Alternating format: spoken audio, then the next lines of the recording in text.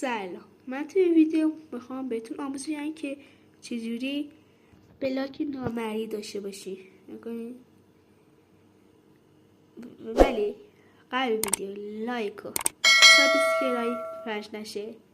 بریم سراغ ویدیو. خب شما میرید تو قسمت چت، همین سین /give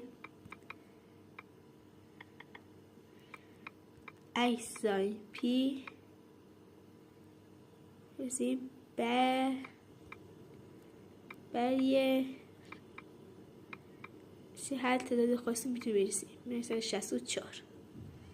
خب حالا این بلاک میبینی که عکس تازه میبینی که نامریه. امیدوارم از این ویدیو خوشتون باشه. تا ویدیو بعد، خداحافظ.